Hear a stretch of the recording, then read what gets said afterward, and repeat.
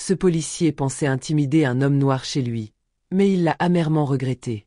Dans un quartier résidentiel calme, où les maisons étaient imposantes et les rues impeccablement entretenues, vivait Marcus. C'était un endroit où la perfection semblait être un standard, chaque coin de rue soigneusement balisé par des taillés et des pelouses vertes, toujours en harmonie avec la nature qui semblait s'épanouir dans ce microcosme privilégié. Ce quartier était l'antithèse de la violence et de la tension qui régnaient dans d'autres parties de la ville. Les habitants, principalement des familles aisées, se saluaient poliment en se croisant, ou échangeaient quelques mots amicaux lors de réunions de quartier. Marcus, un homme noir dans la quarantaine, s'y était installé il y a plusieurs années, élevant sa famille dans ce sanctuaire de tranquillité qu'il avait si durement acquis. Il n'était pas originaire de cet environnement. Né dans un quartier plus modeste, où les opportunités étaient rares et les difficultés nombreuses, Marcus avait dû se battre pour réaliser son rêve. Il n'était pas seulement respecté dans son quartier pour sa dignité, mais aussi pour sa réussite. Il avait bâti une entreprise prospère, une start-up technologique qu'il dirigeait avec une grande rigueur. Grâce à son travail acharné, il avait gravé son nom dans l'arène professionnelle.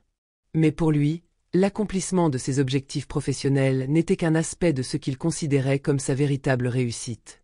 Le plus grand triomphe de sa vie était d'avoir pu offrir à ses enfants une éducation de qualité et de les voir grandir dans un environnement sûr et stable. Son passé, bien qu'ayant été marqué par des injustices et des difficultés dues à la discrimination systémique, semblait désormais loin, presque irréel. Chaque jour qui passait, il se sentait de plus en plus détaché de ce passé douloureux. Il savait que ces expériences formaient l'essence de son caractère, mais elles ne définissaient plus sa réalité. Loin de lui l'idée de fuir cette histoire, mais il avait appris à transformer ses souvenirs en force. Il était désormais un exemple vivant de résilience, et chaque élément de sa vie, de sa maison à son entreprise, témoignait de sa capacité à surmonter l'adversité. Le sentiment de paix qu'il habitait au matin de l'incident était une récompense qu'il chérissait. C'était un confort qu'il savait fragile, et qu'il n'avait jamais pris pour acquis. Le matin où l'incident se produisit, Marcus se réveillait comme à son habitude, bien avant l'aube. C'était son moment à lui. Il buvait son café en regardant les premières lueurs du jour filtrer à travers les rideaux, son regard tranquille porté sur les oiseaux qui virevoltaient autour du jardin. Il aimait cet instant où le monde semblait encore endormi, où tout était calme et immuable. Cela lui permettait de réfléchir, de se concentrer sur ses objectifs pour la journée. Il vivait pour ces moments d'introspection silencieuse, loin des bruits du monde extérieur. Mais ce matin-là, quelque chose changea. Un bruit familier, celui d'une voiture de police qui ralentissait devant sa maison, fit briser la sérénité de la scène. Ce n'était pas la première fois que la police passait dans le quartier, une simple patrouille régulière, rien de plus. Cependant, Marcus sentit immédiatement que quelque chose n'allait pas. C'était une sensation étrange, un frisson qui lui parcourut l'échine. Il n'était pas étranger à la présence policière, mais cette fois, l'intuition lui disait que cette rencontre serait différente. La voiture de police, noire et imposante, se gara brusquement devant sa porte, interrompant le calme de la matinée. L'agent Vincent Dupuis, un policier blanc d'une trentaine d'années, sortit de son véhicule avec une arrogance visible. Son uniforme était impeccablement ajusté, mais ses gestes trahissaient une arrogance qui détonnait avec la tranquillité du quartier. Il marchait d'un pas assuré, presque comme s'il se croyait invincible, autorisé à franchir n'importe quelle frontière. L'air autour de lui semblait se charger d'une tension palpable.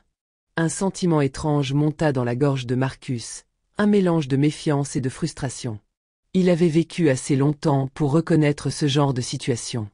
Il avait vu des injustices se dérouler sous ses yeux. Mais jamais chez lui, jamais dans l'espace qu'il avait construit avec tant de peine. « Bonjour, monsieur. Je suis l'agent Dupuis. Nous avons reçu une plainte concernant des bruits suspectés en provenance de votre maison. Je vais devoir entrer pour inspecter, annonça le policier d'un ton hautain, sa voix perçant le silence du matin comme une lame. Marcus se redressa lentement dans son fauteuil, son regard fixé sur l'homme. Il avait vu de nombreux policiers dans sa vie, mais rarement un aussi prétentieux. « Je n'ai aucune idée de ce dont vous parlez, monsieur. Vous n'avez aucune raison de pénétrer chez moi sans mandat. » L'agent Dupuis esquissa un sourire moqueur, comme si la réponse de Marcus n'était qu'une simple plaisanterie. « C'est une simple vérification, rien de plus. »« Vous avez quelque chose à cacher, monsieur ?» demanda-t-il avec condescendance, s'approchant de la porte avec l'intention manifeste de forcer son entrée. Il n'accordait aucune importance à la demande légitime de Marcus, et son attitude démontrait une certitude absolue de sa propre autorité. Marcus, malgré le malaise croissant, garda son calme. « Je n'ai rien à cacher, mais vous devez respecter la loi, tout comme moi, répondit-il d'un ton désormais plus ferme. Il ne voulait pas céder à l'intimidation. Ce n'était pas seulement une question de principe. Il savait qu'il devait être un exemple de dignité face à l'injustice. L'agent Dupuis, vexé par cette résistance, haussait les épaules.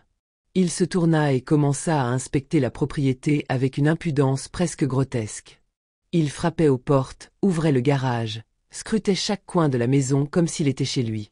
Son arrogance et son insistance à franchir les limites personnelles de Marcus faisaient écho à des comportements qu'il avait déjà observés chez d'autres policiers, des hommes qui se croyaient au-dessus de la loi. Mais il ignorait une chose essentielle. Marcus n'était pas un homme à se laisser manipuler ou intimider. « Je vous ordonne de quitter ma propriété immédiatement, dit Marcus d'un ton glacé, sans crier mais avec une autorité indiscutable, son regard fixé sur Dupuis, comme pour souligner l'illégalité de la situation.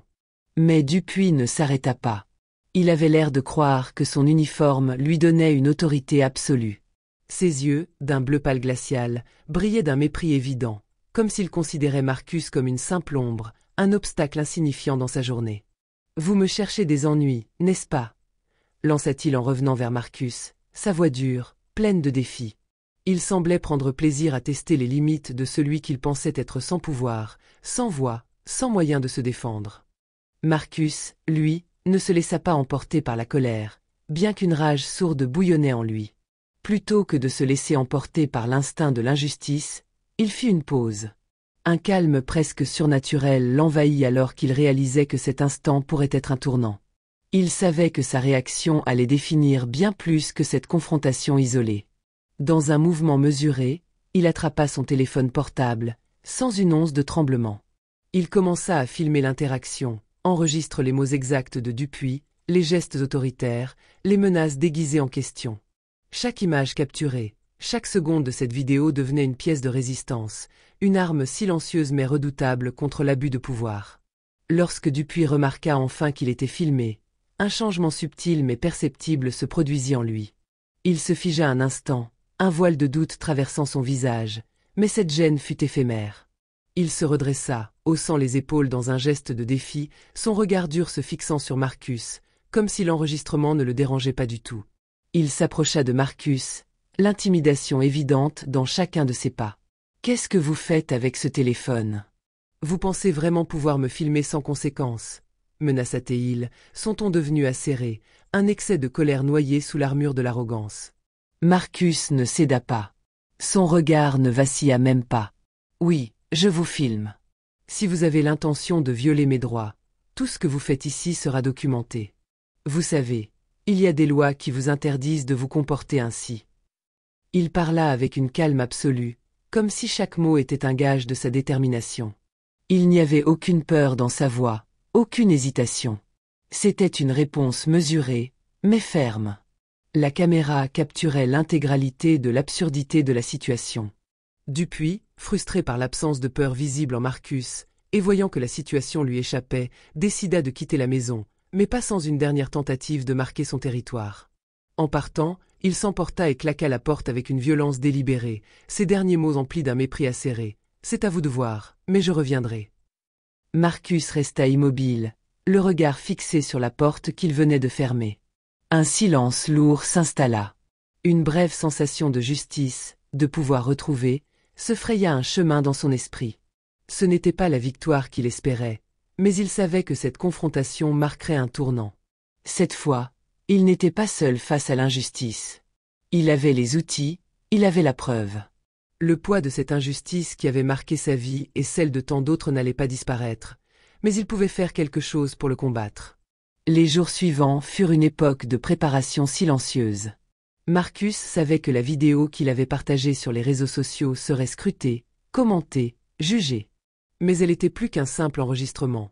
Elle était un appel, une vérité brute qu'il n'avait pas peur de confronter au monde entier.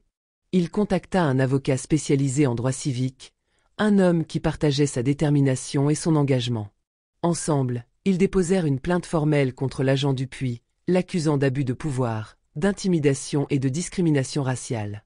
La vidéo circula rapidement. D'abord entre les cercles proches de Marcus, puis, comme une traînée de poudre, dans les médias locaux. Les commentaires affluèrent, des voix s'élevant en soutien à Marcus. Cette histoire, bien plus qu'une simple confrontation entre un homme et un policier, devenait un symbole des abus systémiques contre les communautés noires. Marcus savait qu'il n'était pas le seul à avoir vécu ce genre d'humiliation, et que sa lutte résonnerait au-delà de son propre cas. Les autorités, d'abord réticentes à intervenir, commencèrent à sentir la pression. Des organisations de défense des droits civiques, des avocats, des militants, se joignirent à la cause. Marcus, bien que constamment sous les projecteurs, restait calme, un pilier de dignité au milieu de cette tempête médiatique. Il avait choisi de ne pas se laisser submerger par la colère, mais de transformer l'injustice en catalyseur de changement. Après plusieurs mois d'enquête, Dupuis, ce policier qui se croyait intouchable, fut suspendu de ses fonctions, puis licencié. Le département de police, sous pression, fut contraint de mettre en place des programmes de formation et de sensibilisation concernant les abus raciaux, dans l'espoir d'éviter que de tels incidents ne se reproduisent. La décision marqua un précédent. Un policier avait été tenu responsable de ses actions. Mais pour Marcus, la justice ne s'arrêtait pas là. Ce qu'il avait accompli était bien plus important qu'une simple victoire contre un policier. Ce n'était pas une revanche, mais une déclaration. Un homme noir, quel que soit son passé ou son statut social, avait le droit d'être respecté, d'être protégé par la loi. Marcus n'avait pas seulement réclamé la justice pour lui-même, mais pour tous ceux qui, comme lui, avaient été victimes de l'injustice raciale systémique. Le sentiment qui l'envahit alors, ce n'était pas de l'orgueil. C'était un sentiment de devoir accompli, d'avoir fait une différence, aussi minime soit-elle, dans la bataille pour l'équité et la dignité.